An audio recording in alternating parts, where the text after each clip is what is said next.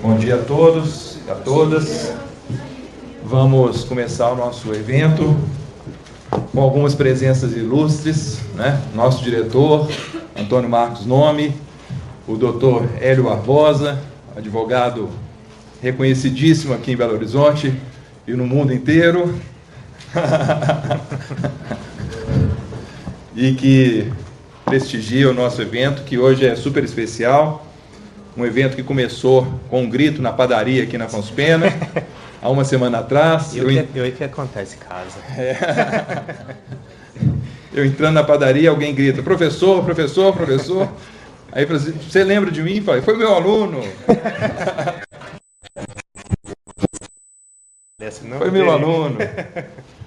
E aí, dessa conversa uma semana atrás, nós organizamos rapidamente esse evento para aproveitar a presença do Rodrigo Rezende, que é ex-aluno aqui da FUMEC, formou-se apenas há 12 anos atrás, em 2007, e já tem muita história para contar, como Compliance Officer, diretor de Compliance do Banco Mitsubishi, em Nova York. E eu vou, sem mais muitas histórias, passar a palavra a ele, porque ele que é a estrela principal do evento. Muito obrigado, Rodrigo. A palavra é sua. Obrigado, professor. Obrigado a todos. É um prazer voltar à FUMEC depois desse tempo todo. Nostalgia boa aqui dos corredores, dos cursos. Foi aluno do professor Federico, professor Antônio. Foi meu orientador de monografia, aliás. Não sei nem se lembra. Vou contar esse caso também. Já vi umas risadas ali. Vou contar por que o escolhi, tá? E vou contar um pouco da minha carreira, como me formei na FUMEC, o que fiz depois, e depois vou falar um pouco do compliance, como funciona o compliance nos Estados Unidos, vou dar umas ideias. Eu sei que ao final nós vamos ter um espaço para perguntas. Sim. Mas se durante a palestra alguém quiser fazer uma pergunta, por favor, fique à vontade para me interromper. Tá? Eu acho bacana essa participação interativa. Eu dei aula há muito tempo, então minhas aulas sempre foram abertas. Tá? Levanta a mão, às vezes você acha que a pergunta vai passar, você vai esquecer ela até o final. Não precisa esperar, pode me interromper, a gente bate um papo, fica legal. Se quiser esperar até o final também, tá? Vamos seguir aí nossa palestra. Vou começar falando um pouco da história que o Federico começou contando e introduzindo já um pouco de uns conceitos que eu acho interessantes. Um deles, que é o poder do networking. Eu gosto de networking, não faço networking em grande escala, não tenho 10 mil amigos, não uso muito Instagram, não sou coaching, tá, pessoal? Sei que tem muitos aí no mercado, nada contra o trabalho do pessoal, acho que tem pessoal que faz trabalho bacana, mas é porque eu não tenho tempo, eu faço outras coisas, então se quiser se conectar comigo no LinkedIn, fica à vontade, tá? Instagram eu uso bem pouco, não é o meu principal meio de comunicação. Professora Danúbia, um prazer tê-la conosco, minha amiga, minha colega de Dom Silvério, gente. Chega, tá bom, vamos parar por aí, né? As histórias, as férias. Vamos parar por aí. Mas, como o professor Federico disse, estou aqui em Belo Horizonte de férias, moro em Nova York, trabalho lá, e estava na padaria com a minha esposa semana passada, perto de casa, e vi o professor Federico passando. Duas coisas se passaram na minha cabeça. Uma foi, poxa, o professor Federico me deu aula, foi meu orientador de monografia, que bom revê-lo, e simplesmente segui minha vida. E a outra foi, falei, poxa, por que eu não paro pelo menos e falo oi? Né? Vou saber o que ele está fazendo, vou contar o que eu estou fazendo. E eu falei, bom, vou optar pela opção número 2, tá? E aí parei, professor, tudo bem? O senhor lembra de mim? Fui seu aluno 12 anos atrás, ficava enchendo o saco dele aqui para olhar coisa fora da aula. E isso mudou a minha rotina hoje, mudou a rotina do professor e mudou a rotina de vocês que estão aqui. Eu tive a oportunidade de voltar na FUMEC, onde eu formei, é uma casa que eu fiquei 5 anos estudando, fiz amigos, conheci os professores.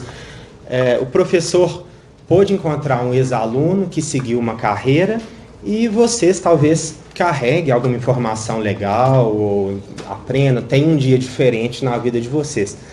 Então, uma primeira dica ou uma informação que eu passo é a seguinte: sempre que possível, conecte-se com alguma pessoa que possa ter algum, não exclusivamente um interesse na sua vida, mas que você tenha alguma história, que você tenha algum ponto em comum com essa pessoa, como eu tive com o Frederico, porque isso pode mudar a sua rotina. E ao longo da minha vida, eu vou contar nos próximos minutos, isso aconteceu o tempo todo e foi me levando de um caminho ao outro, muitas vezes caminhos inesperados.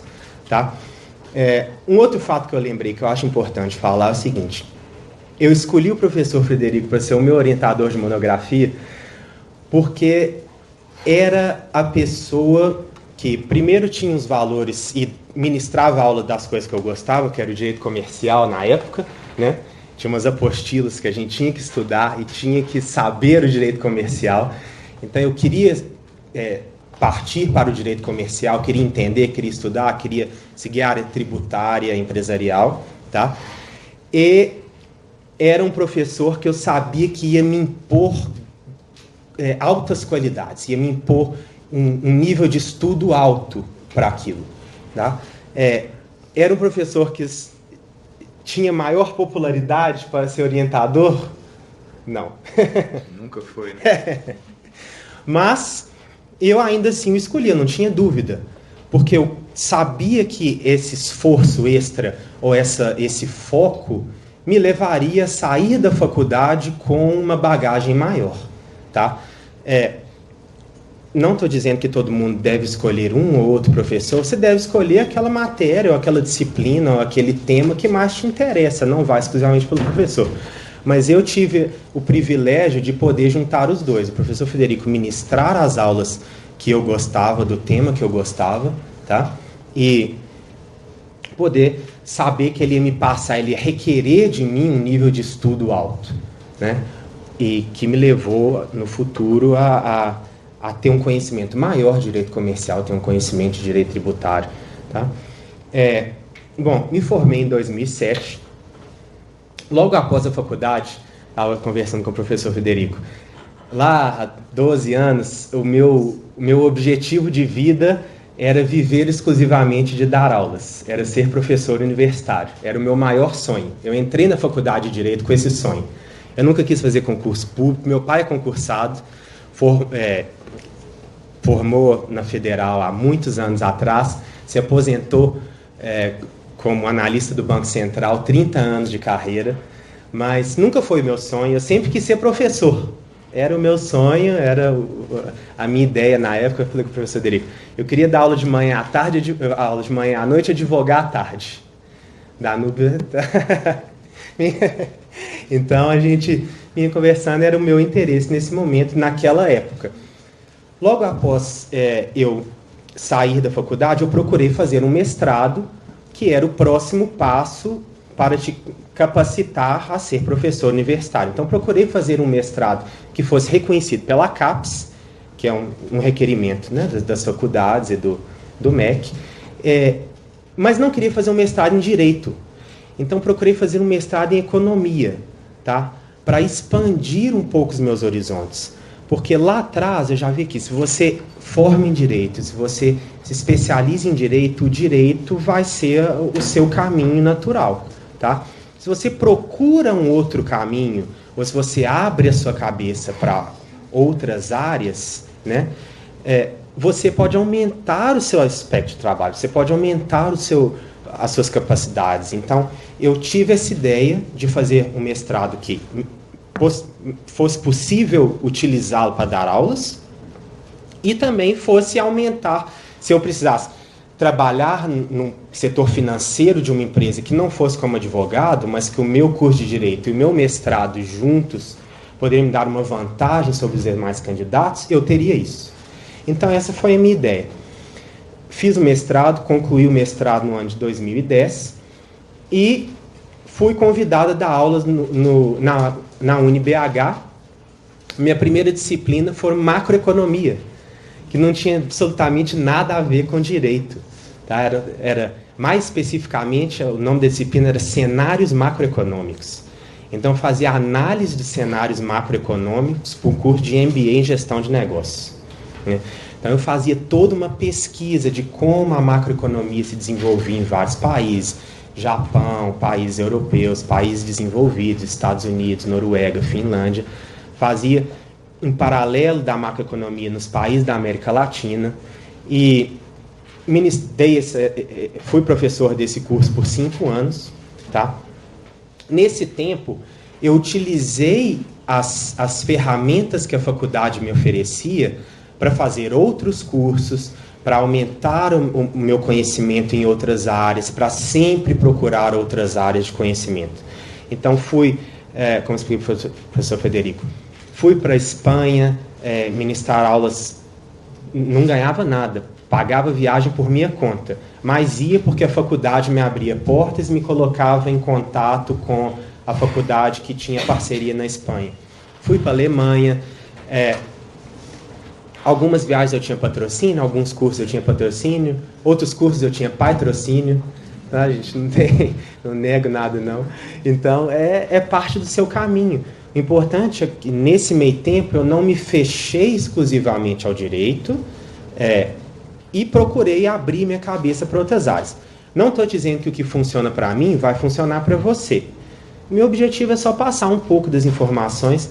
Talvez uma das coisas que me ajudou nesse caminho foi também ter conhecido outras pessoas como eu estou aqui hoje, que estavam numa idade ou num ponto da carreira à minha frente, que tinham feito esse mesmo caminho, tinham aberto seus horizontes e tinham mais oportunidades do que eu estava tendo. Então eu falei, poxa, se essas pessoas estão tendo mais oportunidades do que eu estou tendo, talvez seja um caminho a seguir. Né? Eu me indagava constantemente qual seria o meu próximo passo. Hoje eu vejo que o meu próximo passo vou fazer um curso na Alemanha por um contato que eu tive na faculdade, por eu dar aula, mas eu não tenho o valor todo daquela estadia, ou é uma coisa que vai me valer a pena, então, poxa, eu vou correr atrás, vou tentar angariar esses recursos, e assim fui fazendo. Tá? Fiz diversos cursos fora. Sempre nessas idas eu utilizava o meu networking. Eu tentava conversar com pessoas, tomei muita porta na cara, muita gente que não queria conversar comigo, que achava que eu era muito novo, que achava que eu não tinha conhecimento, que achava que eu era um professor da faculdade de Belo Horizonte, mas tive muitas pessoas que foram receptivas. O sim não vai vir sempre na sua vida, né? A gente sabe disso o tempo todo. Mas vieram vários, então eu conheci várias pessoas interessantes, eu conheci várias pessoas que abriram a porta para mim, eu conheci várias pessoas que me passaram um pouco da carreira dela nessas conversas, que eu acho que o investimento que eu fiz nessas viagens, nesses cursos, a materialidade eu não tive do retorno, eu não tive um retorno imediato financeiro, mas eu tive um retorno de conhecimento, eu tive um retorno do futuro, que hoje eu vejo que valeu a pena, entendeu? Nesses caminhos, uma dessas viagens me levou aos Estados Unidos para ministrar um curso na Fordham University, um curso em marketing, uma pós-graduação em marketing, para falar de negócios na América Latina. Marketing nunca foi a minha área. Eu não entendo muito de marketing. Mas eu entendi um pouco de negócio na América Latina. Eu era formado em Direito e era mestre em Economia. Então, o que eu comecei a fazer lá atrás já estava me abrindo portas. Já estava aumentando a minha possibilidade de atuação no mercado. Eu sentei, me preparei, estudei, acordava às 6 horas da manhã, lia o dia inteiro, aprendi tudo que eu podia de marketing mais um pouco, estudei negócios na América Latina como um doido, tá, gente? E muitas vezes a gente acha que a gente sabe tudo, que a gente sabe muito, a gente não sabe quase nada. Procurei me preparar, estudei, enfiei cabeça em livro, internet, celular, plataforma, conversei com quem eu podia, ministrei essas aulas, fiquei 2 meses imerso na faculdade a primeira vez, morei lá no alojamento da faculdade, vinha para Belo Horizonte, ficava aqui 15 dias, voltava para os Estados Unidos, fazia o que era possível para estar trabalhando aqui e trabalhar lá, porque eu via um futuro maior nessa carreira que eu tinha, nesse meio que eu estava entrando, talvez fora do Brasil do que dentro. Apesar de que eu amava dar aula aqui no Brasil. Era uma coisa que assim, talvez não fosse mais o meu sonho principal de carreira a esse ponto, já avançando alguns anos na vida, mas era uma coisa que eu gostava muito, era uma coisa que eu sabia que eu ia ter uma vida bem confortável. Tá? Mas comecei a abrir meus horizontes. Numa dessas aulas eu conheci um diretor do banco JP Morgan, lá em Nova York, que estava montando um time de compliance, precisava de uma pessoa que falasse português, precisava de uma pessoa que fosse formada em direito e precisava de uma pessoa que tivesse conhecimento de economia, né? Então, juntou, como diz, a fome com a vontade de comer. E não deu certo. Porque eu fiz a entrevista, a minha primeira entrevista foi boa, mas a primeira oportunidade não apareceu nesse momento, tá? Eu fiquei frustrado, voltei para Belo Horizonte, achei que as coisas não iam dar certo, procurei seguir, fazer outros caminhos aqui. Um tempo depois, eu tive a oportunidade de dar outro curso lá nos Estados Unidos, e utilizei o meu networking novamente para convidar essa pessoa que eu já tinha conversado para tomar um café comigo. Eu só gostaria de convidar para tomar um café. Foi novamente, em outros aspectos, o caso da padaria. Eu poderia ter simplesmente ido, feito meu curso e voltado para casa. Mas eu falei, poxa, por que não me conectar com uma pessoa que eu sei que está numa posição privilegiada, que está numa empresa de renome, que tem um time que eu posso trazer a minha expertise? Então eu convidei essa pessoa para tomar um café, nós nos conectamos, conversamos, eu já fui preparado, eu tinha estudado compliance antes, eu tinha pesquisado o que os bancos americanos estavam procurando no Brasil, qual era a necessidade de compliance nos Estados Unidos, qual era a necessidade de compliance no Brasil. É um mercado que já estava crescendo, hoje está se expandindo muito mais, está se expandindo muito no Brasil, mas era um mercado que eu confesso que eu não era um expert. Eu era formado em Direito, eu era mestre em Economia, sou mestre em Economia, eu dava aulas de macroeconomia, microeconomia. O meu ponto foi, mais uma vez, vou me interessar pelo compliance, vou estudar o compliance, vou saber o que é, vou fazer uma análise estratégica do compliance pessoal. O que é a análise do compliance, tá?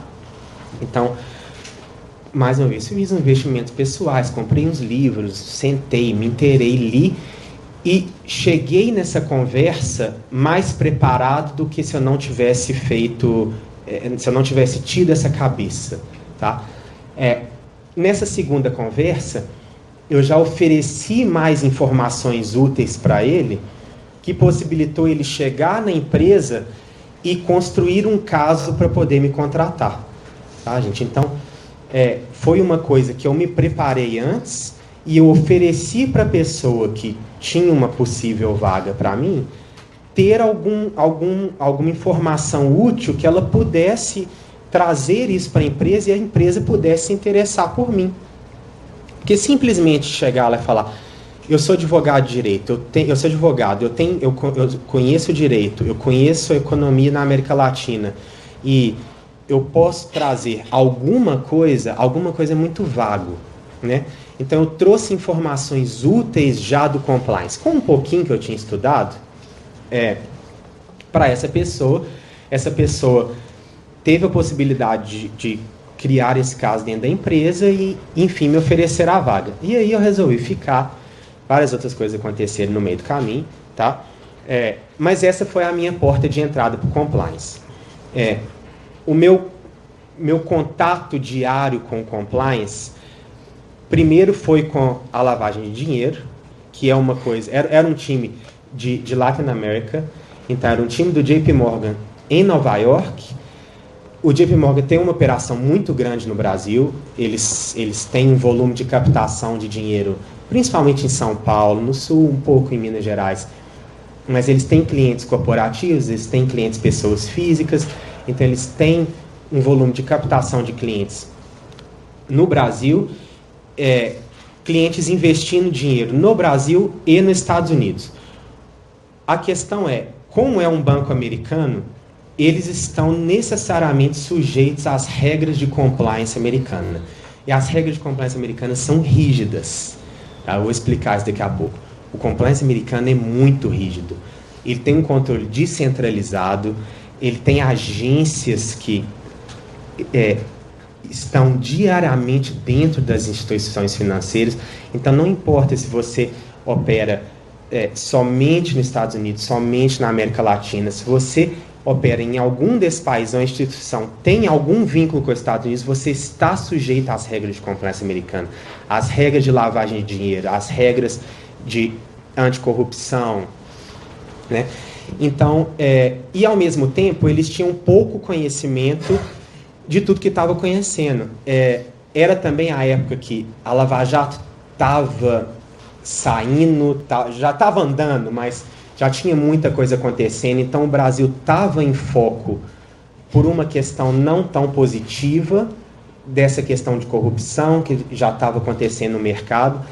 Então o regulador americano, com a instituição americana que tem negócios no Brasil, já estava mandando os seus analistas, né, os seus profissionais para verificar essas atividades. Então, era importante, naquele momento, construir um time robusto nos Estados Unidos de profissionais que tivessem conhecimento do direito, que tivessem conhecimento da economia e que tivessem conhecimento do mercado da América Latina, que também não é tão conhecido para eles. O nosso sistema jurídico é diferente do sistema jurídico deles, né? O nosso meio de operar o direito é um meio diferente. Quando eu cheguei no banco, por exemplo, não havia ninguém lá que soubesse fazer uma pesquisa no site do TJ. Eu era o único. E aí, a minha primeira semana, eu tive um calhamaço de pasta de cliente desse tamanho, que eu precisava pesquisar o CPF de todo mundo. E ninguém sabia o que era um CPF dentro do banco, para vocês terem ideia. Entendeu? Então, eu passei a primeira semana dentro do banco, jogando CPF no site do TJ para ver se aquele nome aparecia na minha tela. Falei, voltei a ser estagiário com 10 anos de formado. Mas é um pouco também da parte da humildade de você saber que não tem serviço alto ou serviço ruim. O serviço é o que está sendo apresentado naquele momento. Entendeu? Se hoje você vai despachar com o juiz, amanhã você vai fazer uma sustentação oral com o desembargador, ou se você vai ter que procolar uma petição, é parte do serviço, gente. Não se ganha dinheiro todo dia, não se sucede todo dia e não se é diretor de empresa todo dia. Então, eu abracei esse serviço de estagiário foi até uma lembrança boa, tá? Passei algumas semanas até, porque o volume era bem maior do que eu esperava. Apresentei um resultado para o banco num tempo menor do que eles estavam esperando. E isso já me levou para o próximo passo, tá? Que foi assumir um pequeno time para poder cuidar de contas brasileiras em Nova York. Então, eu já tive a possibilidade de desenvolver um documento que eu coloquei eu criei um documento dentro do banco, como as pesquisas eram feitas dentro do site do TJ, como as pesquisas eram feitas dentro do site do TJSP, do TJ Rio Grande do Sul. Eu mapeei todos os tribunais do Brasil, tirei screenshot, control print screen, né? Coloquei literalmente cópia da tela num documento e apresentei esse documento para a diretoria. Era um documento inovador, ninguém nunca tinha feito isso dentro do banco. Então, eu vim com uma ideia nova, vi uma oportunidade, fiz uma análise estratégica do compliance naquele momento que o banco estava vivendo, tá? E tive a ideia de criar esse documento não existia, nunca tinha sido feito. Fiz o documento fora do horário de trabalho, ia trabalhar sábado à tarde, ia trabalhar domingo, era pago. A diferença dos Estados Unidos é que se você vai no escritório, você é pago, tá? Então não vou dizer que era o pior dos cenários, mas era uma coisa que eu vi uma oportunidade para incrementar minha carreira. Então, eu já estava dentro do compliance nesse momento, tá? Eu já estava tendo ideias, eu já estava analisando o que o mercado tinha de necessidade para essa área. O meu documento foi aprovado, a gente conseguiu aprovar na diretoria do banco. Esse documento veio para um time de 50 pessoas no Brasil, foi para um time de 60 pessoas em Nova York, foi implementado como um documento de compliance para a América Latina, e as contas hoje que tem algum caminho Brasil-Nova York, tem um compliance procedures que tem uma parte do documento que explica como fazer uma pesquisa num tribunal de justiça no Brasil. Que, se você pensar, é uma coisa que faz sentido, porque esse cliente está procurando fazer um investimento, ou esse cliente está lavando dinheiro. Então, você entra no site do TJ, tem um processo criminal, né? Esse cliente tem 10 processos criminais. Nós não queremos esse dinheiro desse cliente. Então, esse foi um ponto que eu comecei a desenvolver. A partir de um tempo, eu parei de fazer serviços de pesquisa e comecei a fazer serviços mais de produção de documentos, pelo meu conhecimento da lei brasileira, pelo conhecimento da economia. Então, eu mudei um pouco de time dentro do banco, especificamente para fazer produção de documentos corporativos que explicassem como resguardar a imagem do banco no mercado brasileiro. Tá vindo um cliente que vai trazer 10, 20 ou 30 milhões de dólares, nós queremos saber de onde é esse dinheiro. Como esse cliente tem esse dinheiro? Por que esse dinheiro está sendo investido nos Estados Unidos? O compliance lá requer todas essas informações. O cliente pode ser presidente da República ou pode ser dono da loja de salgadinho aqui da FUMEC. Ele tem que enviar a cópia do passaporte, ele tem que enviar um documento de identificação. Tá? O banco lá é rígido quanto a isso. As regras de compliance são rígidas. Então, comecei a conhecer mais a fundo essas regras de compliance, comecei a ver como o compliance funcionava nos Estados Unidos e comecei a me inteirar pela área regulatória, que é o que está mais em evidência hoje, que é o que está crescendo e é o que os bancos se interessam, porque a área regulatória é o cara que vai lá e assina a multa para o banco, entendeu? Então, eu falei, se eu vou ficar dentro de compliance, eu vou para a área que o dinheiro corre, não necessariamente para dentro do banco, porque se o dinheiro corre para fora do banco, é ruim também, entendeu? Se o banco vai ter uma receita, vai ter um lucro líquido de 2 bilhões de dólares, mas vai ter uma multa de 3, vai registrar um prejuízo. Então, o compliance, como eles dizem lá, não é um revenue generator, não traz dinheiro para o banco, mas tira dinheiro do banco. E muitas vezes tira mais dinheiro do banco do que traz. Um caso que é público, não tem problema de ser dito, o BNP, que é um banco francês, tomou uma multa de 9,4 bilhões de dólares por causa de falta de regras anti-lavagem de dinheiro. É uma multa de 10 bilhões de dólares, gente. Isso é dinheiro para... Você sabe, né? Então, eu comecei a me interessar por essa área regulatória, porque é a área que tira o dinheiro do banco. É a área que está em evidência. São os times que estão crescendo. E eu acho que no Brasil é uma coisa que vai acontecer também. Tá? Um pouco do interessante, eu acho, dizendo de análise estratégica de compliance aqui, o governo americano, como vocês sabem, eu não vou dizer mais, isso talvez seja um julgamento subjetivo meu, mas ele tem uma postura mais rígida, até por ter mais recursos de fiscalização das entidades financeiras. Tá? Então, a fiscalização do compliance, ela é um pouco mais descentralizada do que ela é no Brasil. Por exemplo, em Nova York, tem a OCC, que é o Office of the Controller of the Currency. Então, é um organismo que controla a moeda, tá?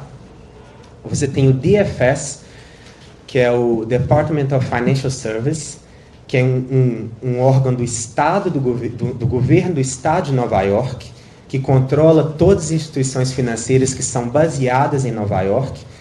Você tem o Fed, que é como se fosse o Banco Central americano, e você tem o Fed dos estados. Então, você tem o Fed do Estado de Nova York.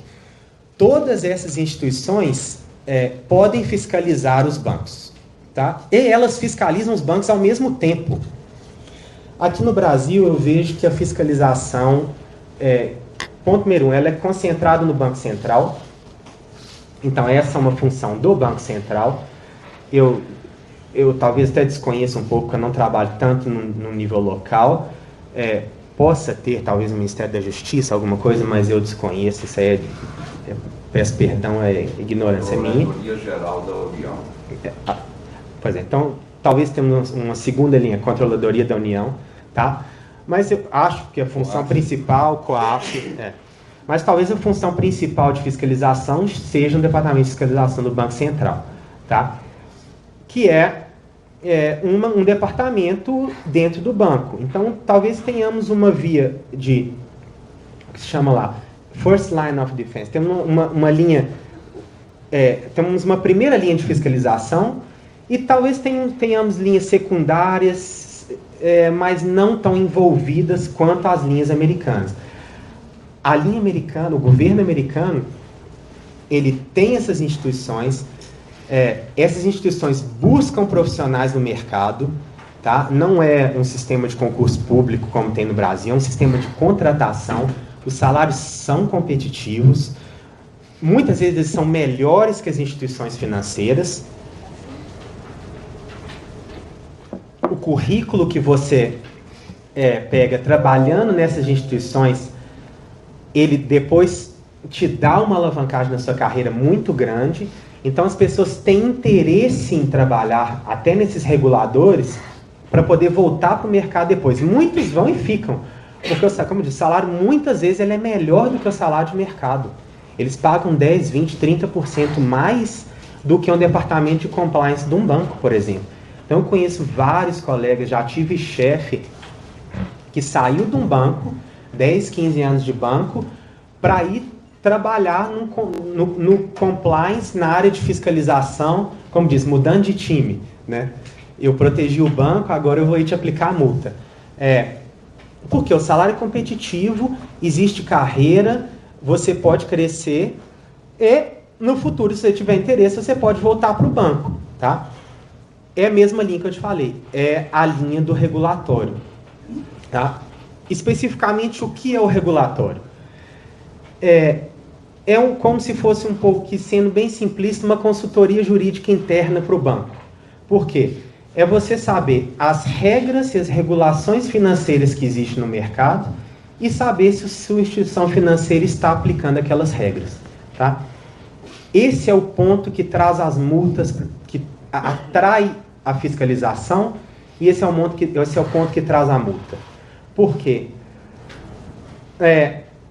Se você vai ganhar dinheiro, investir em dinheiro, que é uma instituição financeira, não necessariamente 100% dos seus recursos vão ser compliant com as regras do governo. O governo sempre vai ter mais regras do que você, como instituição privada, quer cumprir, né?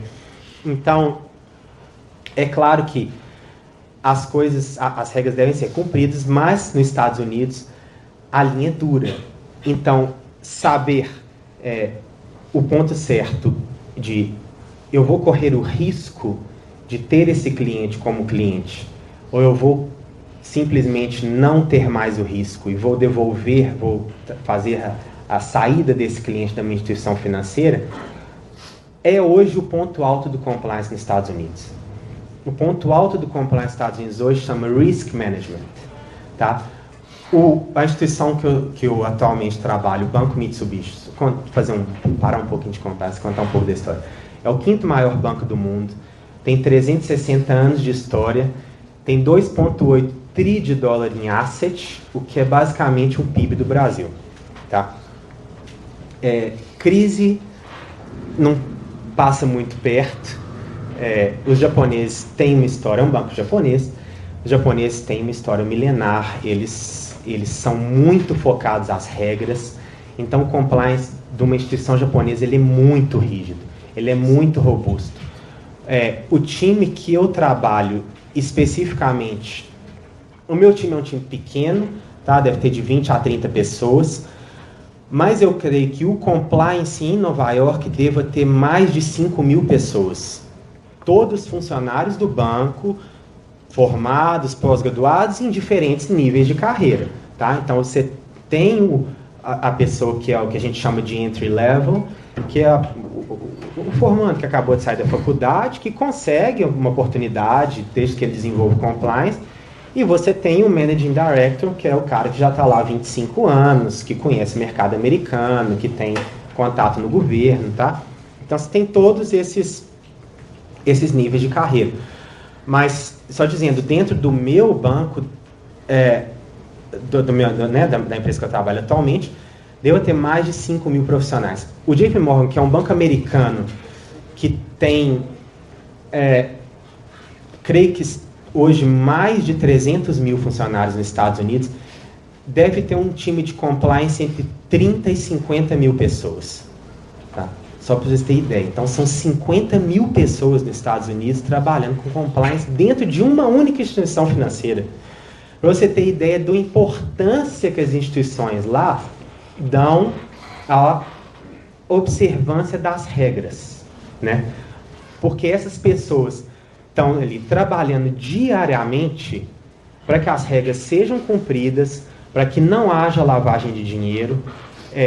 Um outro ponto que eu acabei de me lembrar, e eu quero falar antes de esquecer, que está muito em alta, está crescendo, é a questão da corrupção para o que a gente chama de ABC, Anti-Bribery and Corruption. Né? Então, prevenir os próprios funcionários do banco de não receber propina de clientes, do Estado, ou de quem quer que seja. Né? Do ponto que eu me mudei para os Estados Unidos até o ponto atual, são os times que eu vi contratando mais gente, tá? Juntamente com a parte regulatória.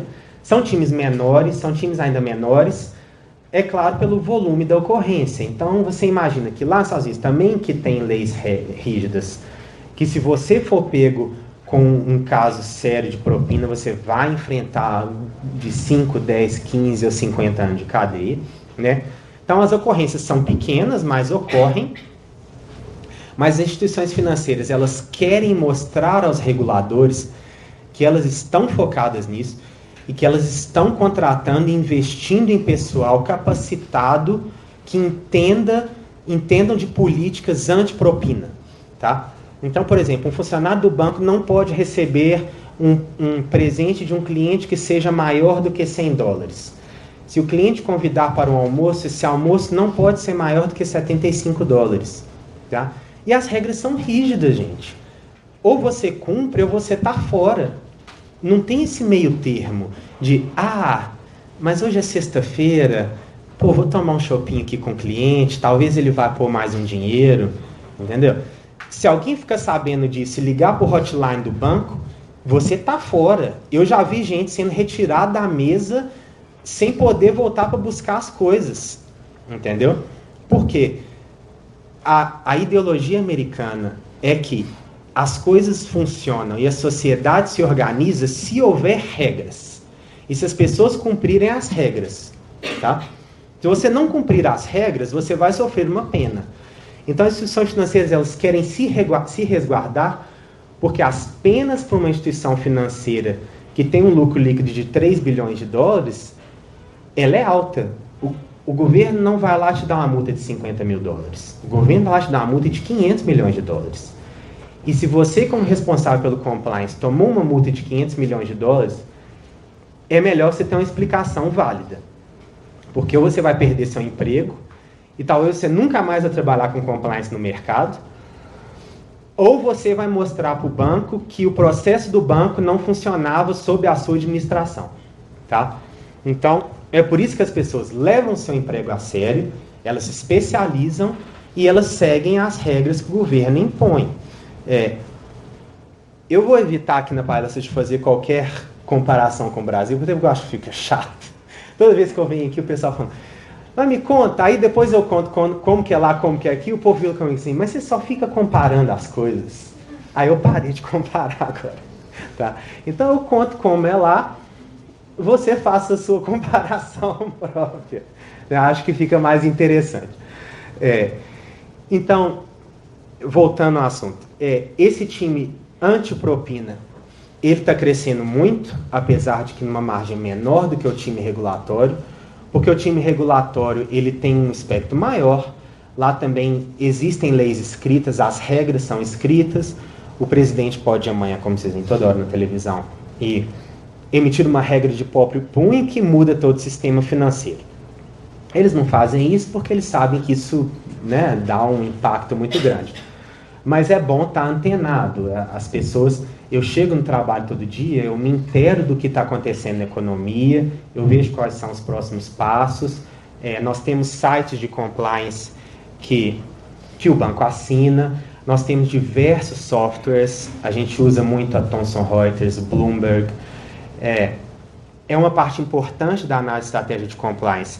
Estar por dentro do software, ver o que vem no mercado, saber do software, tá? Vou voltar um pouco, depois eu volto na criação dos times. Quando eu saí do JP Morgan e tive uma oportunidade de trabalhar no Credit Suisse, a primeira pergunta que me foi feita na entrevista foi: quais softwares você sabe operar? Eu tinha um conhecimento de software do JP Morgan, foi o que eu pude dizer. Eu falei, olha, eu dava treinamento no software da Thomson Reuters, eu sei o software da Bloomberg. Esses softwares, eles têm demos grátis na internet. Você não precisa pagar. Você pode ir lá fazer um download do software, ele está lá no seu computador. Você vai ter um recurso limitado, mas você vai ter um contato com aquilo, né? Era uma coisa que eu fazia. Eu tinha a maioria dos softwares pelo banco, era uma instituição financeira grande, então eu tinha a possibilidade de usar. Mas foi a primeira pergunta. Ele não me perguntou se eu era formado em Direito na segunda oportunidade, não perguntou se eu sabia de Economia, ele não perguntou se eu... Isso futuramente. Mas a primeira pergunta foi: qual software você sabe operar? Por quê? O compliance passa pelo software. As instituições são muito grandes, né? Nessa experiência atual que eu estou. O banco, como eu disse, o banco opera em 66 países. Eu sou responsável especificamente pela prevenção de fraudes na transferência internacional de valores. Então, o que é? Toda transação em dólar, que é a moeda americana, tem necessariamente que ter uma inspeção de uma instituição americana. Tem uns ACHs, que é um Automated Clearing House. Essa transação tem que ser limpa por uma instituição acreditada pelo governo americano.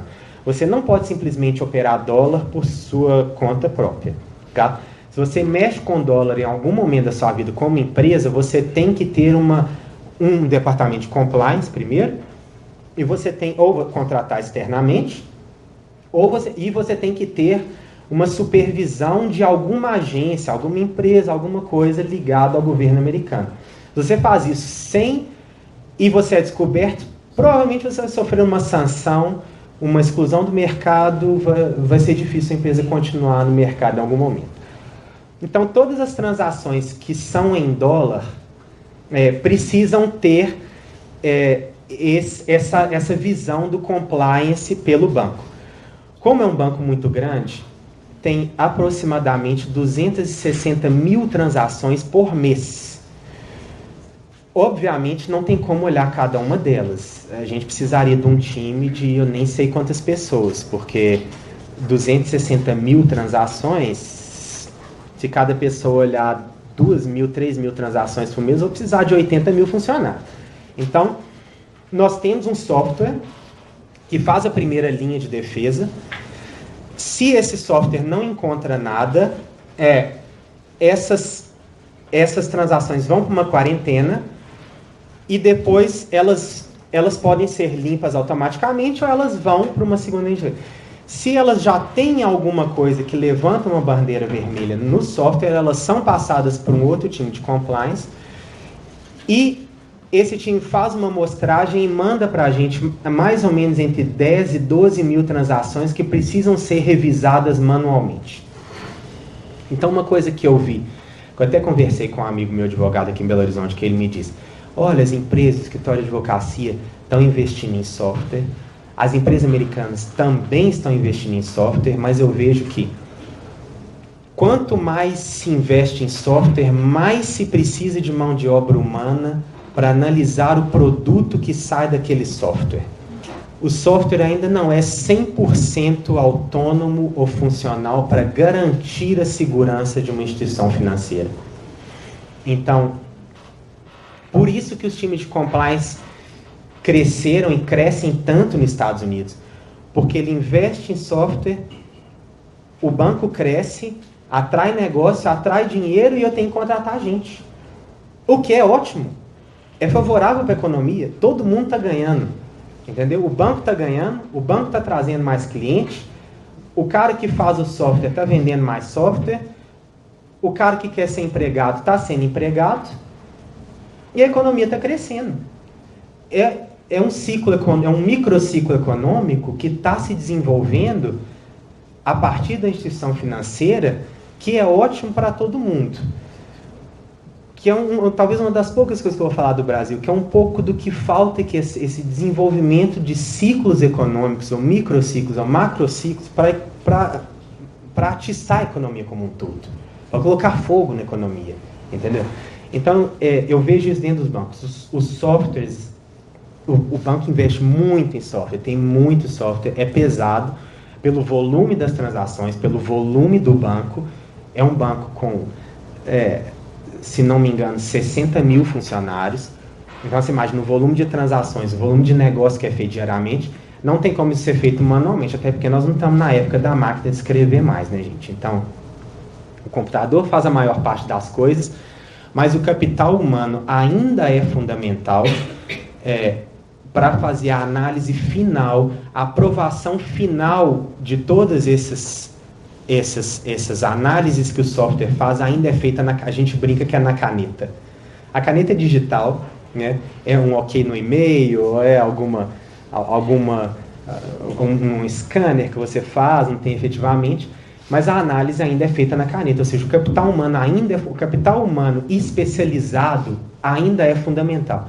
Então, você que está aqui fazendo direito, que você tem algum interesse no compliance, que você tem algum interesse no ambiente regulatório, é um ambiente que está crescendo fora do Brasil, é um ambiente que está crescendo no Brasil, porque os negócios internacionais continuam sendo feitos. Todas essas instituições, todos os 3 bancos, em diferentes níveis, eles têm negócios no Brasil, todos eles têm time de compliance no Brasil, todos eles mandam bons funcionários para fora. Quem alguém tiver interesse de ir trabalhar fora ou começa se especializando agora. Agora, foi como eu falei com o professor. Não é fácil, gente. Também não vou vir aqui dizer que cai do céu. É muito trabalho. É um investimento pessoal. É certificação. O primeiro passo como eu fiz há 12 anos atrás, quem está fazendo a graduação, quem está fazendo o mestrado, vir levar a sério o seu curso, se especializar, fazer uma pós-graduação, um mestrado, um doutorado, o que você tiver vontade, achar que é válido para a sua carreira, fazer certificações. Eu, nesse meu último ano, eu vi que já estava chegando num ponto da minha carreira que era necessário eu ter uma certificação. Então, eu investi $5.000 do meu próprio bolso, investi 8 meses de estudo, que eu estudava depois do trabalho, até 8, 9, 10 horas da noite, Além disso, eu tenho casa, tenho esposa, eu lavo, cozinho, passo e seco roupa. Que esposa é essa? Polonesa? Minha esposa trabalha... Minha esposa também trabalha num time global, então um dia ela está em Singapura, no outro dia ela está na China. A gente precisa de roupas lavadas e prontas a maioria do tempo. E a gente gosta de comida brasileira, então quem cozinha sou eu, tá?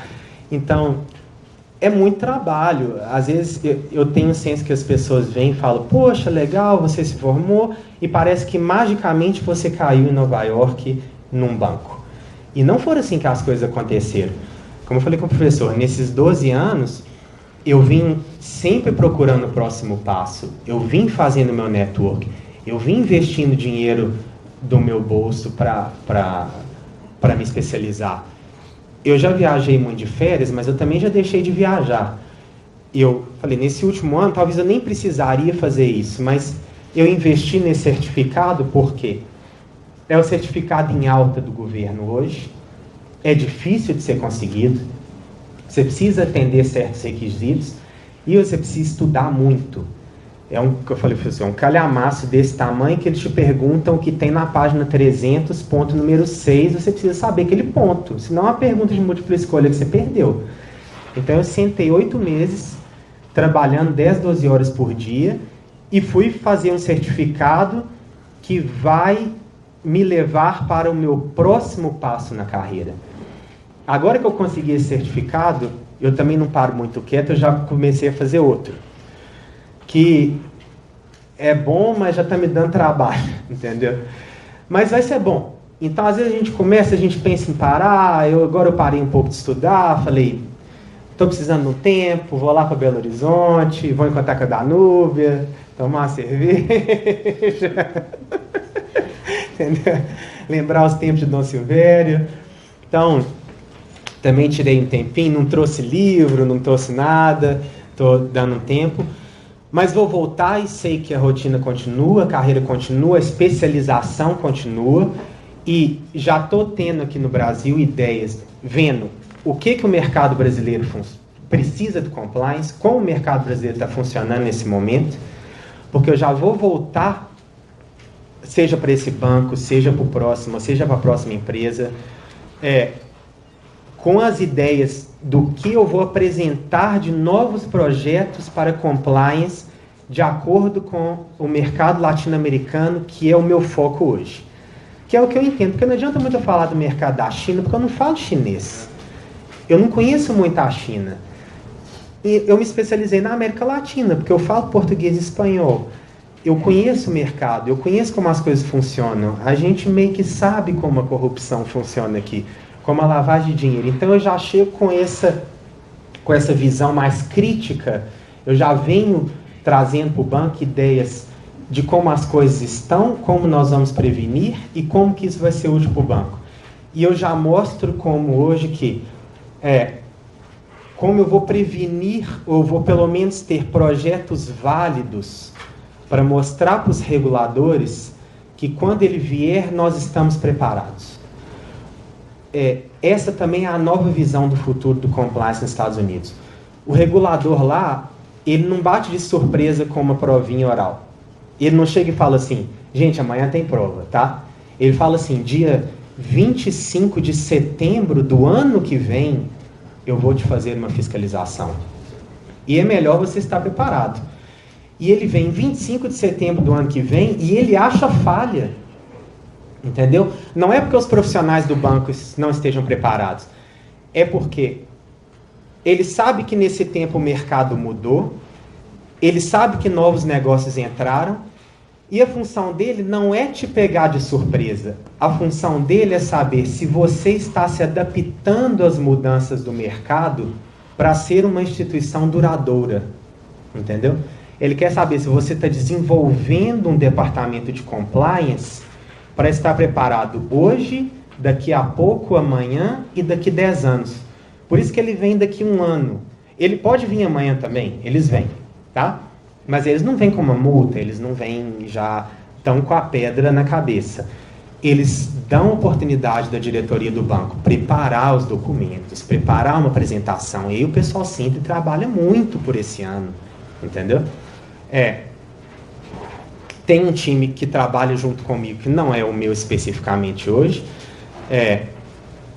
Eles vão ter uma fiscalização em abril do ano que vem, que eles já estão preparando. Eles trabalham de 12 a 14 horas por dia, todos os dias da semana, se preparando para abril do ano que vem, para tentar mostrar para o regulador que as coisas estão em ordem. E você imagina um sistema de compliance de um time que tem 5.000 pessoas. Então eles já estão tentando estabelecer e traçar estratégias para mostrar para o banco que estávamos preparados no passado, estamos preparados hoje e vamos estar preparados para o futuro. Por quê? Queremos operar nos Estados Unidos. Queremos operar nos Estados Unidos porque é a maior economia do mundo, entendeu? Se você não quiser cumprir com essas regras, se você não quiser, o governo americano simplesmente põe para fora. Ele acaba com a sua operação no mercado. O governo americano vem para você e fala assim: você não opera nos Estados Unidos, você não opera em dólar, você vai fazer negócios com alguns outros países. Mas eu praticamente garanto que a sua operação vai ser pequena. Em algum momento, sua operação vai barrar em alguma coisa em dólar que você não vai poder fazer. Então, praticamente, a necessidade de entender o compliance, a necessidade de entender as regras americanas, e isso tudo está disponível na internet, gente. É tudo de graça, é tudo disponível. É claro que você precisa saber ler inglês. Foi uma outra coisa que eu falei com o professor Frederico. Agradeço muito minha mãe. Ela me colocou na aula de inglês com 10 anos de idade, quando eu estudava no Dom Silvério com a Danúbia. Nunca deixou sair, que eu queria. Eu queria, com certeza. Se eu pudesse, eu teria saído, mas ela nunca deixou sair. Eu saí do futebol, mas do inglês eu não saí, não. Eu saí do judô, que eu gostava também, porque eu machucava demais. Aí eu queria faltar aula de inglês. Então, eu nunca saí do inglês. E eu não vejo hoje um futuro para um profissional se ele... Eu não vou dizer nem o mínimo. Eu vou dizer um inglês avançado a fluente. E é um inglês que eu falei com o Federico. Vou até usar as palavras dele. É um inglês que você convença em uma reunião. Tá? É um inglês... Eu não vou falar um inglês técnico, porque eu estou morando lá há quase 4 anos. Eu trabalho numa instituição financeira, eu faço apresentações para a diretoria, mas nós somos alfabetizados em português. A gente tem que ter isso na nossa cabeça, tá? Você pode sentar, estudar e ter um inglês avançado, fluente. Você não precisa ter um inglês técnico, você vai operar exclusivamente em inglês. Mas você precisa ter um inglês convincente. Você precisa ter um inglês com estruturas corretas, com tempos verbais, com palavras de negócio. Você precisa chegar numa reunião e conversar como um profissional. Você não vai chegar na reunião e conversar como estudante de inglês, né? Então, esse ponto foi um ponto também que me deu uma vantagem competitiva, porque eu cheguei lá já falando inglês. A minha experiência foi dar aula em inglês nos Estados Unidos, né? Foi a primeira experiência especificamente que eu tive de trabalho nos Estados Unidos. Foi dar aula para uma turma de pós-graduação em inglês, em que 70% a 80% da sala eram americanos. Então, eles tinham sido alfabetizados em inglês, eu não tinha. Mas eu tinha uma bagagem cultural de ter viajado, de ter lido livros, de ter estudado gramática, que é uma coisa chata pra caramba, gente. Né? Vamos ver, a gramática de qualquer língua é chata. Mas se você fizer só o que é legal para sua vida, as coisas ficam difíceis. Então tem dia que eu acordo, eu não estou querendo estudar gramática, mas eu sento e leio. Às vezes eu vou para o trabalho no metrô, tem 40 minutos de metrô, eu trabalho na minha casa, eu vou ler no dicionário. Mas o povo fala comigo assim: você é doido? Não, eu sou focado em ter a minha carreira. Eu nasci numa família boa, mas eu não nasci rico. Talvez não queira ser milionário de ter um avião, mas eu nasci querendo ter uma carreira, querendo me desenvolver pessoalmente. Não necessariamente isso implica em ganhar muito dinheiro. E eu sempre fui criado no ponto de que o estudo é, e ainda é, um ponto de você se desenvolver. Não especificamente o estudo. Hoje, mais o conhecimento. Você ter conhecimento válido do que está acontecendo no mundo. Transferindo isso para o mundo do compliance, que é o que interessa a gente hoje. Ter conhecimento do inglês. Ter conhecimento das regras americanas. Ter conhecimento do compliance digital, porque o mundo está se digitalizando. Ter conhecimento de software. Aí muitas vezes as pessoas me perguntam, talvez alguém tenha perguntado depois, poxa, mas é caro, não tem dinheiro, eu vou numa conferência, é R$2.000, eu vou. Tudo bem, se você não quer investir tanto, tem muita ferramenta de graça na internet, tem muita. Todas as regras americanas, elas estão disponíveis na internet, você baixa como PDF, você senta e lê. Você não precisa ler aquilo 10 horas por dia, mas lê um pouquinho. Tem vários sites de compliance, a Thomson Reuters, a Bloomberg, eles têm, como eu disse, demo de software, eles passam informações de compliance, eles desenvolvem muitas tecnologias novas, eles já estão desenvolvendo tecnologia para mobile, para telefone, então muitas vezes a gente já pode até trabalhar de casa. Eu especificamente, o compliance especificamente lá, a gente não trabalha em casa, porque a gente trabalha com informações muito sensíveis. Então, o banco ainda não quer que você tenha acesso. Por exemplo, eu trabalho com passaporte de primeiro-ministro. Então, o banco não quer que você tenha acesso ao passaporte do primeiro-ministro no celular, na sua casa, que é uma coisa que eu entendo e faz todo sentido. Então, eu vou ao escritório todos os dias, mas tem outros setores do banco, do compliance, que trabalham exclusivamente com informações não confidenciais, que as pessoas têm a flexibilidade de ficar 3, 4 dias da semana dentro da sua casa. Agora, tem que produzir, sabe? Não é ficar dentro de casa vendo Instagram e curtindo foto. A produção é feita, a checagem dos resultados, ela é automática. Todos os dias você produz alguma coisa. Eu tenho cotas de produção. E as cotas têm que ser atendidas. Se eu vou ficar no escritório 8, 9, 10, 11 ou 12 horas por dia, depende de mim. Se eu quiser sair e tomar um café de 3 horas, eu tomo. Se eu quiser vir trabalhar mais para ir embora para casa, eu vou. Agora, os resultados têm que ser atendidos. As empresas crescem no resultado. E os bancos lá estão focados no resultado. Acho que todo banco está focado no resultado, né? Isso é uma coisa contraditória falar que não tem uma empresa que não quer ter resultado. E o compliance hoje é parte do resultado das empresas. Porque, voltando a esse assunto, fica isso na sua cabeça. O compliance tira resultado da empresa se ele não é bem feito. Então, saber fazer essa análise, saber conhecer, chegar já numa reunião, chegar no momento preparado, com informações novas, sabendo qual software está vindo para o mercado, qual informação está vindo para o mercado. Esse é um ponto crucial hoje do compliance. A parte regulatória, entender as regras, entender as leis. Ninguém me diz, olha, Rodrigo, essa norma é nova, essa norma saiu, por que você não conhece ela? Cabe a mim chegar e entender. Meu chefe me pergunta, existe alguma regra nova? Eu falo, me dá um minuto que eu vou pesquisar. Entendeu? Ele não quer saber se eu estou fazendo meu trabalho, eu tenho que chegar com o resultado pronto. As empresas funcionam, elas crescem no resultado. O seu desenvolvimento pessoal cresce com a sua vontade de se interessar pelas coisas. Entendeu? Então eu chego e me interesso. Eu faço a análise estratégica do compliance da empresa, eu vejo quais são as tendências do banco. Então o regulador está vindo, ele quer ver por onde o Brasil anda em termos da robustez do compliance local. Eu faço contato com o compliance officer aqui no Brasil, falo que ele me manda todos os documentos que você tem de compliance no Brasil, eu preciso analisar eles.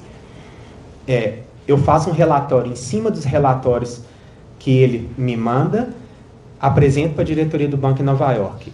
Essa é uma análise estratégica que eu faço do compliance. Outra análise que eu faço, quais são as novas regras e regulações que estão vindo no mercado. eu analiso elas de acordo com o mercado americano, eu analiso elas de acordo com o mercado brasileiro. Ninguém me pediu para fazer isso. É parte do meu trabalho. Do meio em meio tempo, você vai juntando as coisas, as peças, o quebra-cabeça do compliance, dentro do que precisa ser feito, tá?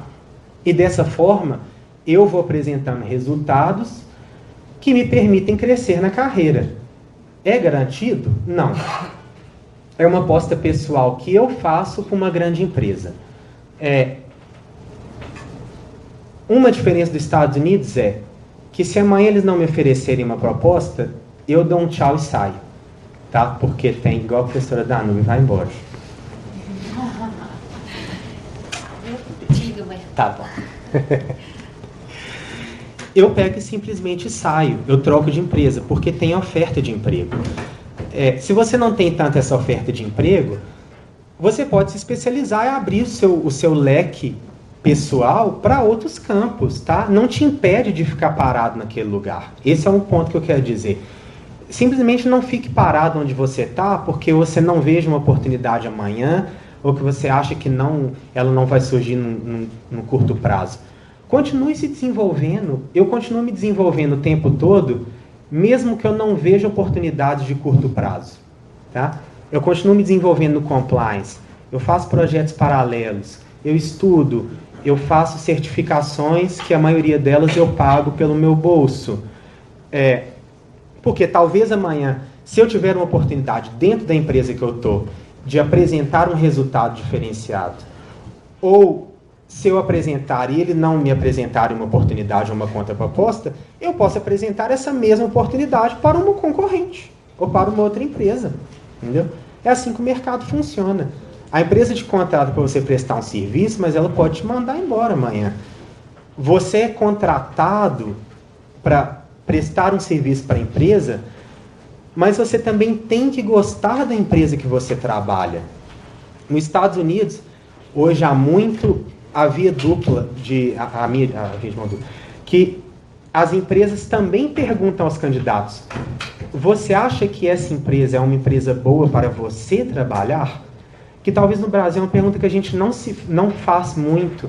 A gente vai muito porque tem um emprego, tem o salário e é uma coisa que a gente gosta de fazer. Mas aí você é contratado, você fica infeliz e você se fecha muito no seu mundo de se aprimorar. Lá as empresas já começaram a fazer essa pergunta para os candidatos. Você acha que essa é uma empresa boa para você trabalhar? Porque as empresas querem um funcionário de longo prazo, tá? Para ela vir um cara que entra e sai, toda hora ter um turnover de gente, isso não é interessante para a empresa também. Então as empresas já estão com essa visão mais crítica da contratação, que no futuro favorece as duas partes. Favorece a empresa, que permite ter um quadro de funcionários mais estável, e permite ao funcionário ser um funcionário com uma carreira, desenvolver uma carreira, se desenvolver pessoalmente dentro da empresa, ter uma qualidade de trabalho boa, né? E a partir daí poder procurar os próximos passos na sua vida pessoal. Nós temos mais um tempinho? A gente pode passar para as perguntas? Vou abrir então para as perguntas. Quem pode perguntar de qualquer coisa, gente, seja de direito, fica à vontade, de compliance, pois não, professor. Você pode falar um pouquinho sobre a atuação do FCPA e da SEC em relação a essa questão, por exemplo, lavagem de dinheiro, que aproximou de forma negativa para nós, no caso Petrobras, por exemplo? Sim. A SEC, ela foca exclusivamente no mercado de valores imobiliários, nas empresas de capital aberto, e é mais, ao meu ponto de vista, uma visão de impacto no mercado americano. Deixa eu tentar estruturar. Uma questão, o foco é maior, se vai causar um impacto no mercado americano como um todo, ou se vai ter uma questão exclusivamente de corrupção local ou lavagem de dinheiro, tá? Essa análise da lavagem de dinheiro, ou, né, também do FCPA, é feita mais pelas outras agências reguladoras que eu disse, do OCC, do FED, dos FEDs locais. Eles também iriam lá fiscalizar como está sendo estruturado o compliance da Petrobras, o que eles estão fazendo, se estão fazendo alguma coisa, qual é o nível de endividamento, qual é o nível de corrupção que a empresa está passando hoje. Mas, principalmente, o que eu vejo das instituições privadas, o foco delas é assim, qual o tamanho do meu relacionamento com essas empresas? Esse é o meu ponto principal. Tá? Financeiro. Financeiro. Tá? Então, assim, não vou citar nomes, mas eu digo assim, automaticamente essas empresas já são classificadas como alto risco lá nos Estados Unidos. O banco já faz um olhar mais crítico em relação a essas empresas, mas resguardando o próprio banco. É o que a gente chama de reputational management. Eu não quero que o meu banco saia na capa do New York Times amanhã dizendo... Vou dizer com o JP Morgan em 2008. Banco X mantém 2 bilhões de dólares da Petrobras investido. O banco está preocupado, o compliance está se resguardando, em resguardar a reputação do banco, visando não receber uma investigação dos reguladores para não ganhar uma multa. Esse é o ciclo de compliance bancário. O FCPA, as questões da OFAC, eles estão mais preocupados no impacto no mercado americano como um todo. Por exemplo, seria uma visão maior, que eles chamam de broader. Nós temos dinheiro de terroristas vindo em grande massa para os Estados Unidos hoje. No caso concreto, tinha 2001, né? Então, a SEC, por exemplo, eles têm um time muito grande de insider trading. Insider trading é uma coisa muito séria nos Estados Unidos. Eu digo assim, não mexa, se você vê alguma informação de insider trading, corre, porque eles investigam a vida inteira. Corre da língua. Não acha que você vai ganhar dinheiro, porque você não vai. Nem há que bater. Não. Então, o SEC está preocupado com esses impactos mais macroeconômicos na economia. São impactos maiores, deixando que é uma visão que eu acho interessante, porque é uma questão de especialização. Eu vou ter um time de pessoas altamente capacitadas para ter uma visão macro do mercado, e eu vou ter uma série de agências com ótimos profissionais para ter uma visão mais específica do mercado que vão fiscalizar as 500 mil instituições financeiras que nós temos aqui. Pegando como exemplo o Banco Mitsubishi, como você falou aí, está broad, está no mundo inteiro, né? Uma coisa que respingar em Singapura... Está no mundo inteiro. Como é um banco japonês, tem um grande fluxo, na minha área, nós temos um grande fluxo de transferência de valores na Ásia, Coreia, e a Coreia do Norte é um país, assim como o Irã, são países que estão na lista das sanções. Então não pode haver qualquer tipo de negócio com a Coreia do Norte, por exemplo. E tem algumas negociações que nós recebemos que não quer dizer que necessariamente vem de lá, mas é que falta informação. Sim. Então, o compliance já automaticamente classifica como alto risco, já passa essas informações em antecipado para as agências reguladoras, tá? Tem também uma comunicação, não é muito frequente, mas tem uma comunicação real time, tá? Então, tem os canais de comunicação. Olha, recebi uma transferência aqui hoje que provavelmente veio da Coreia do Norte. Eu não quero ser responsável por ela, então eu já estou te informando, regulador americano. Tá? Já estou trazendo a sua bondade com antecedência, a luz amarela acendeu, que eu não quero ser responsável por ela. Não vem me multar amanhã. Tá? Se você vier me multar amanhã, eu já vou te dizer que lá em 17 de outubro de 2020, de 2019, eu te expliquei sobre ela. Tá? Se eu tive uma informação, ou se eu vi alguma informação de insider trading numa transação que o banco tá patrocinando, o banco já informa isso de antecipado para a SEC. Então, essa comunicação existe, ela é frequente, só essa diferença nas agências. As agências especializam em fiscalizar aquilo que é o foco delas. Tá? As agências mais de governo federal num âmbito maior, as agências mais locais num âmbito mais especializado. Mas todas elas podem vir a qualquer momento e pedir informações do banco. São também informações interessantes para quem quiser se especializar. São times que estão crescendo, tá? Tem um time que todos os bancos têm esse time, que é um time que chama SAR, que é Suspicious Activity Report. Então o banco já faz um relatório de atividades suspeitas por conta própria e informa. Então eu tô trabalhando numa oferta de ações da Petrobras. E eu vi que teve algum indício de corrupção, algum indício de propina, algum indício de irregularidade. Eu já faço esse relatório. Esse relatório, claro, tem uma aprovação da alta diretoria do banco. E esse relatório já é enviado automaticamente para a SEC. Entendeu? Então, quando ou um futuro IPO, ou um aumento, ou um debêntures, ou qualquer tipo de... A SEC já tem essas informações porque o banco já mandou essas informações. São times que estão crescendo muito.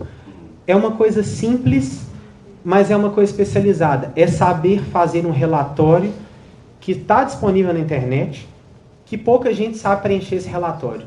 Você não precisa ser advogado, você não precisa ser economista, você não precisa ser contador, você não precisa ser nada. Você precisa saber falar inglês e você precisa conhecer um relatório. E tem pouca gente que faz isso. Tem dificuldade em achar profissionais no mercado que sabem preencher esse relatório. Por incrível que pareça, gente. No metrô, que lê no dicionário. Ou que lê dicionário no metrô. Obrigado. Nada. Eu queria só uma confirmação mesmo. Atualmente estou estudando Direito e Tecnologia, especialmente no enfoque de concorrência. E eu já vi algo que, como os Estados Unidos ainda não têm lei de proteção de dados, assim como a Europa hoje tem, né?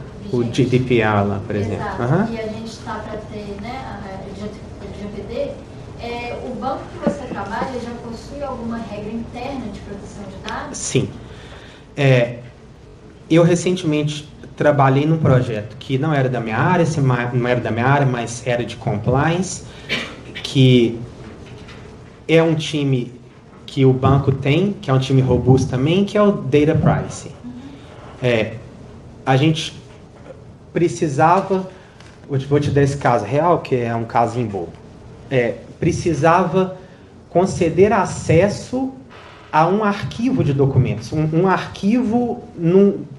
arquivo que tem documentos de clientes, mas esse arquivo estava num computador aqui em Nova York. E a nossa agência de Londres precisava ter acesso a esse arquivo aqui dentro de Nova York. É tudo dentro do mesmo banco, tá? Só que eu precisei fazer um estudo de GDPR, precisei fazer um relatório, precisei fazer um organograma no Excel para explicar que simplesmente conceder esse acesso seria simplesmente ligar para o cara da TI, vou falar bem mineirês aqui agora, ligar para o cara da TI e falar assim, cria um acesso para esse cara lá em Londres. Era coisa de 5 minutos, tá? Demorei 4 meses para conseguir desenhar esse organograma dizendo que esse acesso da nossa agência de Londres não ia ferir o GDPR, porque a agência está baseada na Europa e o banco está baseado nos Estados Unidos. Então, mesmo que não exista a lei específica ou a regra local, se você está agindo com um outro país, a informação, a regra do outro lugar deve ser especializada, deve ser respeitada. Se é exclusivamente dentro dos Estados Unidos, eu não posso conceder ou fazer nenhum tipo de abertura sem ter o sinal verde de um diretor do time de Data Privacy. tá? Então eu preciso consultar esse time especializado, como diz, não é o meu time, não é o que eu faço diariamente, mas a gente tem requisições, então eu preciso consultar esse time de Data Privacy. Esse time vai analisar o caso, pode demorar um dia, 2 dias, 10 ou 1 mês. Eles me respondem e eles me dão um sinal verde que aquela transferência de informação, ou simplesmente tirar o cadastro de um cliente de uma pasta e transferir para outra, precisa de sinal verde. Isso, gente, é interessante sua pergunta, porque é um pouco de transferência de informação, mas é observância das regras de compliance, entendeu? A gente não faz coisas que vão ferir possivelmente. Tem uma máxima no banco que é muito interessante, fala assim, todos os funcionários são risk managers. Mesmo que você não tenha o título de gerente, se sinta como um risk manager, porque todas as informações que passam na sua mão são passíveis de risco. Então você deve atuar como um gerente de risco todos os dias. Se você tem alguma dúvida, consulte alguém. Se você tem alguma dúvida, pesquise, entendeu? Então isso sempre passa por um time de Data Privacy para poder, tá? Alguma outra pergunta, pessoal? Pessoal, da vida, Belo Horizonte. Qual o maior desafio do Compliance Officer? Poxa. Os caras não perguntam, entendeu? Levantar para trabalhar. Desafio do Compliance Officer hoje. Ponto número 1. O mercado hoje parece jargão, mas é verdade. O mercado é dinâmico em todos os seus aspectos. Você olha o seu celular, quantos aplicativos e quantas coisas diferentes você mexe ao mesmo tempo. Você olha a rede social, você manda e-mail, responde mensagem da sua mãe, pede táxi, paga conta no banco, olha foto antiga, sua cabeça está trabalhando a 1000 por hora. Isso também funciona na instituição financeira, isso também funciona dentro do compliance. O maior desafio do Compliance Officer é estar à frente do que vem por aí, tá? Como que o mercado está se desenvolvendo para que eu possa resguardar mais eficazmente o banco. Mas o time especificamente que eu trabalho hoje chama Effectiveness Review. É um time de revisão eficaz, tá? Não é simplesmente fazer a revisão tem que ser eficaz. Então, como que a revisão vai ser eficaz? Eu analisando as informações que eu tenho hoje, como o banco opera e principalmente tentando, um pouco de adivinho mesmo, ver o que está vindo. Muitas vezes a gente erra, muitas vezes a gente acerta, mas não tem esse julgamento de acerto e erro. É mais um julgamento de ajuste, entendeu? Então vamos colher informações válidas que no futuro, pode ser um futuro de amanhã, depois sexta-feira, final da semana. Então, curto, médio e longo prazo. Que no futuro vão nos dar uma vantagem competitiva em relação aos demais, que vão resguardar o banco na questão de compliance. Acho que esse é o maior desafio, se interessar pelas informações, se interessar pelas ferramentas, saber o que tem novo de software, saber o que tem novo de regulação, saber o que o regulador está pensando.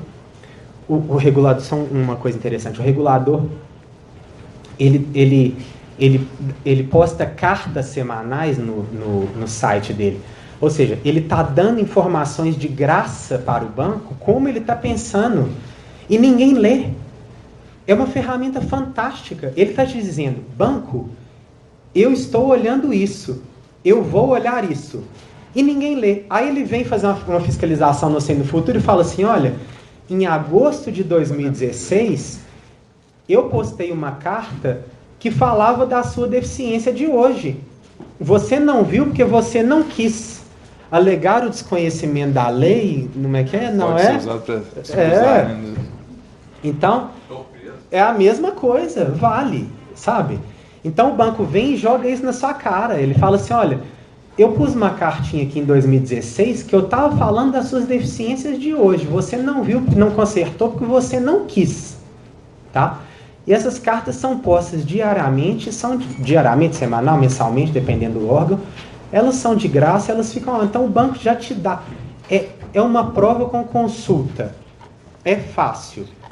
Mas tem que saber onde procurar, tem que se interessar e tem que ter uma visão de futuro. Ter uma visão do que eu vou fazer hoje não vai dar um desenvolvimento do compliance officer grande. Uma outra dúvida que eu tenho é a seguinte. Vocês usam um software de controle, de compliance. Sim. Vocês interferem na parametrização do software ou aceitam o que o dono do software oferece? Então, o software é construído de acordo com o padrão americano, então ele já vem formatado de acordo com os padrões mínimos que o governo aceitaria. Ponto número 2. O software é vendido.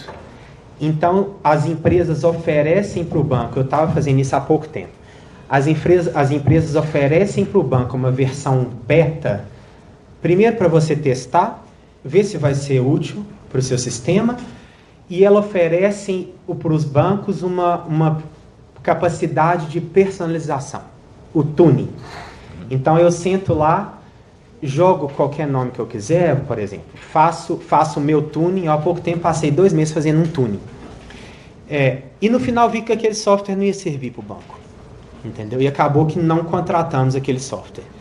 Mas tem a possibilidade de fazer o seu tuning dependendo do nível de compliance que você quer. Então, tem banco que tem um nível menor. Não que eles não estão compliant com a lei americana. Eles só estão mais abertos ao risco. Tem outros bancos que estão menos, eles estão mais fechados ao risco. Então, o tuning do software já é maior. Tá? Tem esse tuning do software. E tem outros softwares complementares que eles não permitem, nós usamos como softwares complementares. Tá? A gente não usa um só software.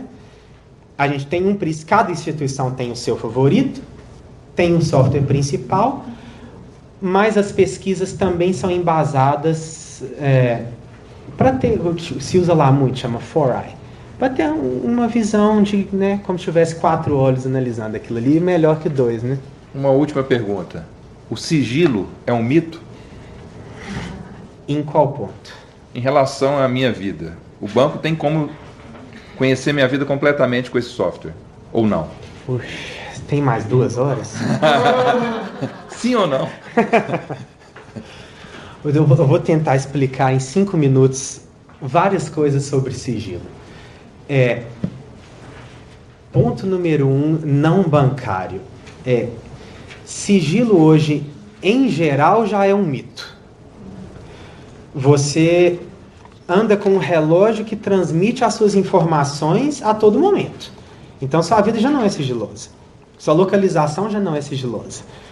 Você posta foto, tem pessoas que eu vejo na internet que eu sei mais da vida delas do que da minha mãe.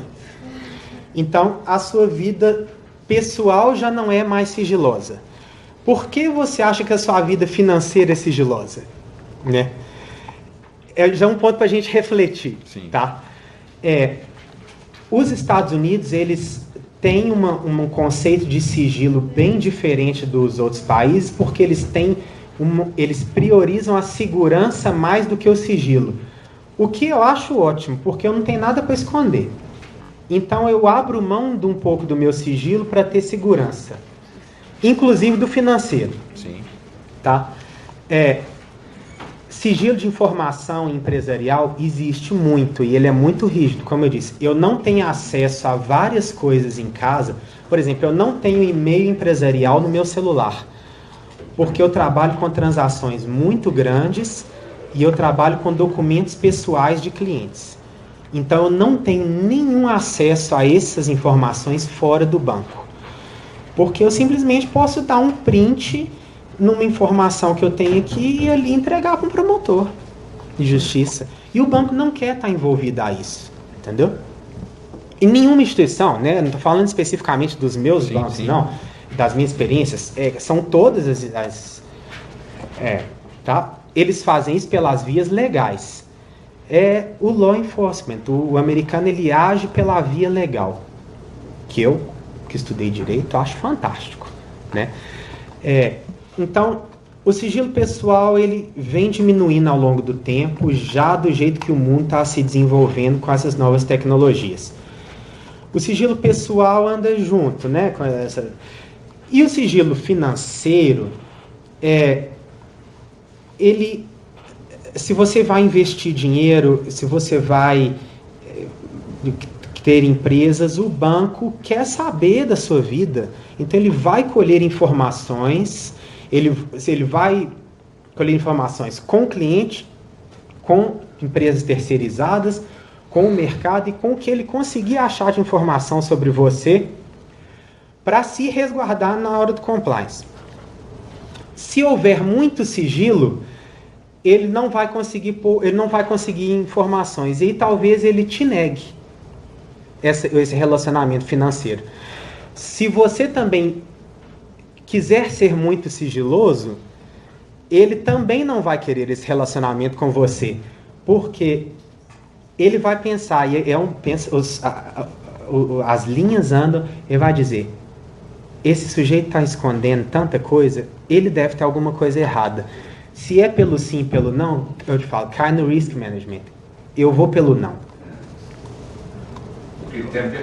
Eu vou pelo não. Eu já vi cliente, também não vou citar, não foram nas instituições que eu trabalho, mas operações que eu estava participando, com $200 milhões em dinheiro para ser investido que o banco recusou.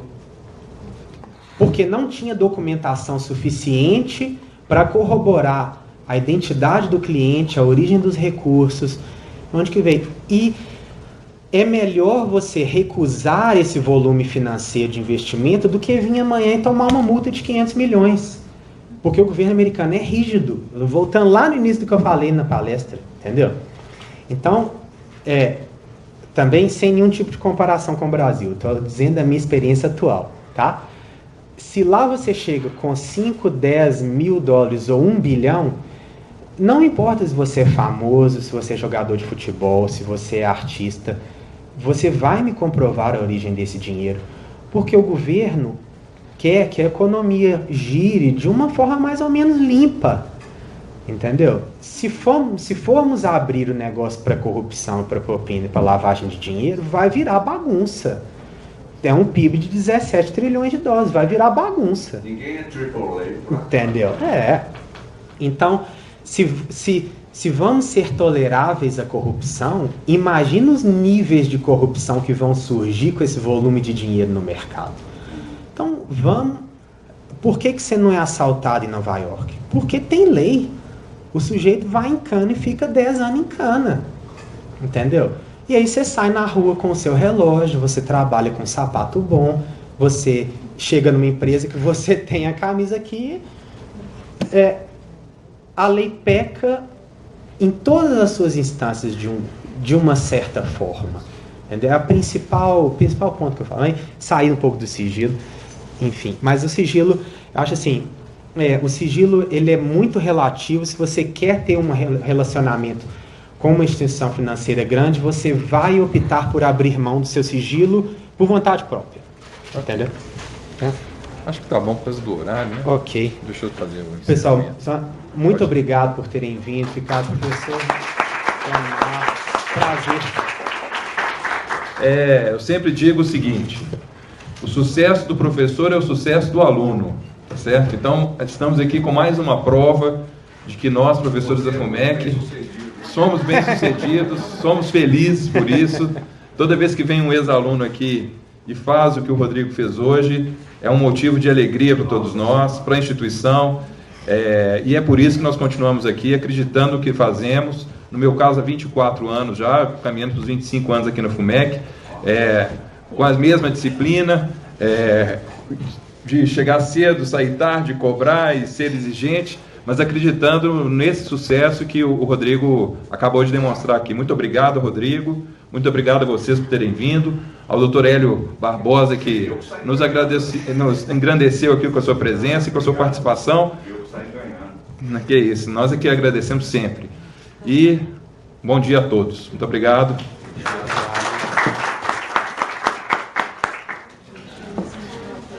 Valeu, Rodrigo. Muito obrigado. Rodrigo, pode pôr aí. parabéns. Muito bem preparado. Muito bem preparado. Então, Bom dia. e aí? Tá de pé? Tem que ver que o diretor quer levar ele para almoçar. Conversa ali com ele, vai lá e se presente. Conversa com o Rodrigo ali.